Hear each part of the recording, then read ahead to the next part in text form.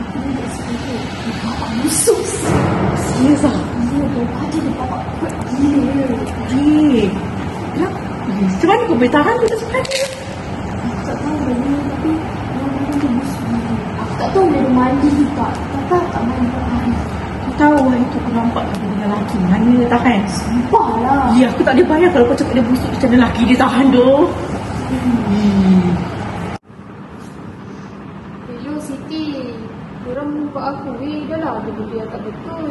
Aku dengar diorang cakap yang aku keluar dengan lelaki. Padahal tu abang aku. Tolonglah datang sini. Tolonglah. Siti. Kenapa? Masa apa tak tengok sini. Hai korang. Mana tengah cakap siapa? Oh, Siti. Ni juga nak cerita something, Siti. Tu pasal Fatimah tu. Bau badan dia busuk sangat. Tak tahulah dia tu tak mandi berapa hari kan? Fatimah? Ya, tapi tak busuk. Lepas tu kalau kau tahu, itu aku nampak dia naik dengan lelaki mana tau. Naik dua orang. Betul? Tahu lah lelaki mana yang dia keluar tu. Lelaki tu, abang dia dah. Korang dah tanya belum dia? Kan korang main, kau main sebar-sebar je. Siapa yang nampak?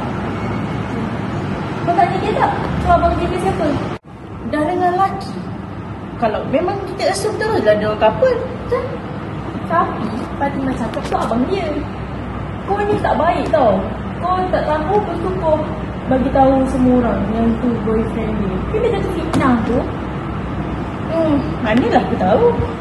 Kalau tak tahu jangan cakap. Lepas ni kau pergi minta maaf dengan Fatimah.